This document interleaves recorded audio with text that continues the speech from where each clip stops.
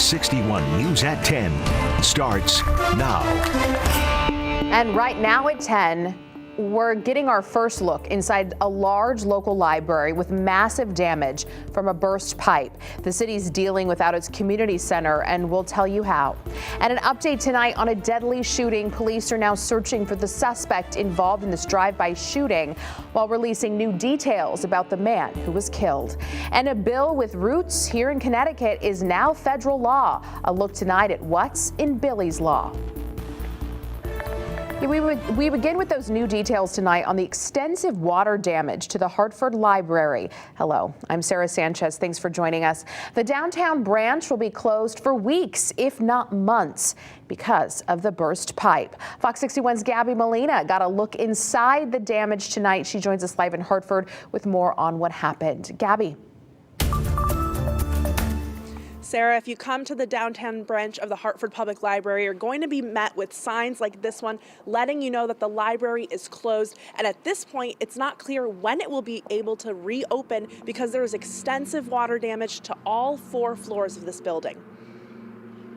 A tough start to the holidays for employees at the Hartford Public Library, who got a call Christmas Eve morning that water was pouring into the building. I think we're all still in a state of shock. I look at my colleagues and we kind of just shake our heads like, what is happening? A pipe had burst on the 3rd floor, directly above one of the most important rooms, the Hartford History Center. The Hartford History Center holds the archives for the city of Hartford. We have special collections that document the history of Hartford back to the 1600s. So this really is a very, very special collection.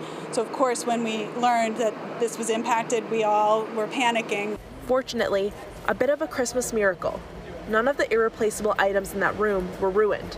Still, the damage in that room and throughout the building is extensive.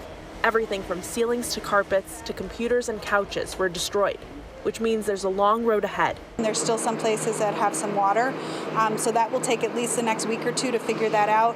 And then depending on the extent of the damage, it could be several weeks or even a few months until we're actually back in operations fully. As crews work to make repairs, the library is working to develop plans to fill the void now left in the city by this closure. This building is home to more than just the library, so it really is a true community center, and we have to make plans to relocate that. Coming up on the news at 11, we'll have some details on some of those plans, as well as where you can go in the meantime for events and services here in Hartford. Live in Hartford, Gabby Molina, Fox 61 News. Gosh, so much damage. All right, thank you, Gabby. Let's check in with meteorologist Ryan Breton for a first look at our forecast. A really chilly evening out there, but Ryan, you keep saying things are going to get a little bit warmer. Yeah, Sarah, we're done with the coldest of the cold, which is good because a lot of people face some problems in this first cold snap of the season. It's chilly out there tonight, down to 18 in Willimantic, but look at New Haven, 34 degrees, a little breeze coming in off the sound, keeping things a little bit warmer there. And we still have a little bit of cloud cover, too, passing through the state tonight. But other than that, it will be a dry night. Up over northern New England, there could be a couple of flurries and snow showers overnight into the day tomorrow. So for the rest of the night, it doesn't cool off much more, dropping to either side of 20 inland, and lows along the shoreline will be in the mid-20s tonight. Tomorrow, we will have some cloud cover in the morning, so we'll call it a varying amounts of clouds and sunshine, then turning a bit brighter in the afternoon, and it will be a warmer day tomorrow. We'll have temperatures getting into the mid-40s for New Haven, Branford, and Guilford, about 43 in Wallingford and Middletown, southeastern Connecticut between 40 and 45 with the mildest weather right at the shore. And even in the typically cooler spots of northwest Connecticut, Norfolk may get close to 40 degrees, a high of 39. We'll have a high of 42 degrees in Hartford. Look at the next 7 days, though. Average high this time of the year is 38. We are going to be above that each of the next 7 days, a total change in this weather pattern, and it actually means some rain over New Year's weekend. I'll be back to talk more about the timing of that in just a little while. Sarah? Thank you, Ryan. We have an update tonight on breaking news. We brought you last night at 10. A man shot and killed in Waterbury. A suspect is still on the run. Police say the 32-year-old man and another man who's 22 were sitting in a car parked outside a market on Walnut Street around 8:30 last night. They were shot from someone in a passing vehicle. The 32-year-old died at the scene. The 22-year-old was taken to the hospital. Anyone with information on the shooting should contact Waterbury police. 2 people are accused of manslaughter after the death of a child. Police say Ashley Hernandez de Jesus and Rocky Hernandez de Jesus are connected to the death of a 4-year-old girl back in June. Both are facing several charges. They were released on bond and are due in court tomorrow. Now, Fox 61 follow-up. We're learning how a North Haven firefighter died while battling a house fire early Monday morning. 46-year-old Matthias Wirtz was a 22-year veteran of the department. Fox 61's New Haven County Bureau reporter Julia LeBlanc has more on how the town is remembering him. The state medical examiner has ruled that Matthias Wirtz died of heart disease, among other contributing factors. And after speaking with those who knew him, we know that he will be deeply missed by this community, especially those right here at the North Haven Fire Department, where he served for more than 2 decades.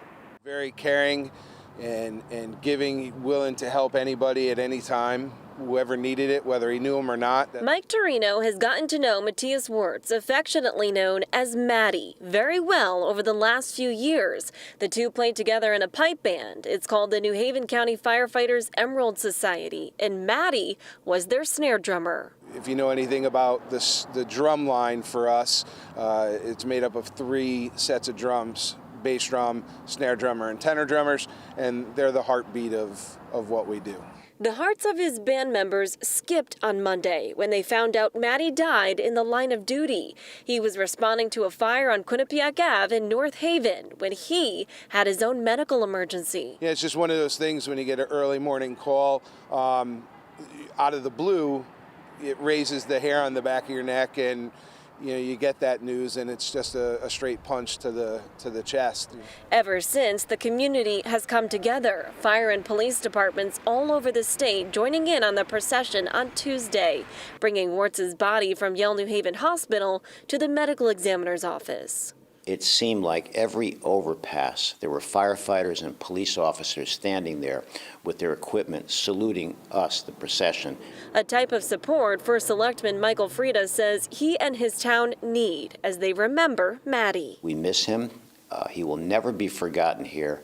And over these next few weeks, I fully anticipate still tremendous grieving here in North Haven. Now that the autopsy is complete, Wirtz's body will be escorted in another procession coming here to the North Haven Funeral Home tomorrow at noon. As for those funeral arrangements, they haven't yet been announced. We're here in North Haven. Julia LeBlanc, Fox 61 News. Thank you, Julia. Well, new at 10, a developing story in East Lyme. A woman's arrested for allegedly stealing over $100,000 from a local school district. She's charged with first-degree larceny. Police say 28-year-old Heidi Cecilio from the Bronx cashed $104,000 in fraudulent checks from an East Lyme public school account. The town's finance director says several fraudulent checks were written, and investigators found they were cashed in New York and California. Cecilio was arrested in New York City and extradited to East Lyme today. Police also say more arrests are expected. New details tonight from a deadly crash in West Hartford on Christmas morning. 3 people were killed, 2 were mother and son. Police say Navalette Bailey, Faye Dawson Judkins, and Raheem Nelson, all from Hartford, were killed just before 7 a.m. Nelson was in the 11th grade at Canton High School. And Canton High School released a statement reading in part, quote, Raheem joined Canton High School in August and immediately made a positive impact with his kindness and positive outlook. In a short period of time, he made an outstanding impression on all students and staff with his respectful and dedicated approach to school. The police officer accused of running a woman's plates because he was interested in her pleads not guilty in court today. Josh Zarbo is with the Old Saybrook Police Department. He's accused of running a woman's license plate over dispatch while on a security detail outside Walmart on Black Friday. Police say he used that information to find her name, and he then sent her a friend request on social media. Zarbo was ordered no contact with the victim and is on administrative leave. He's out on $5,000 bail and is due back in court on February 7th. Well, new tonight, Deep issues a warning after a bobcat reportedly attacked a man in Tolland County. This happened in the town of Columbia on Friday. The town's warning people along Hunt Road and near Mono Pond to watch out for the bobcat. Deep says the man told them an animal was under his truck and attacked his leg as he approached. He kicked the animal off and went into his home. When he closed the door and went back outside, he can no longer see the bobcat. Deep says this bobcat may have rabies. The U.S. Postal Service is issuing 2 rewards for information about robberies across the state. 6 mail carrier trucks have been stolen over the course of the past year. There's a reward now for $50,000 for information leading to an arrest. Those robberies happened in West Haven, Hartford, Waterbury, Middletown, Greenwich, and Stamford. Officials are also offering a $10,000 reward for information about stolen mail carrier keys. Anyone with information about either incident should call police. A bill inspired by a cold case here in Connecticut is signed into law by President Joe Biden. Billy's Law is named after Billy Smolinski, a 32-year-old Waterbury man who vanished from his home nearly 2 decades ago. The bill requires all information investigators have about missing persons be accessible in a public database. It's meant to create more transparency across the board.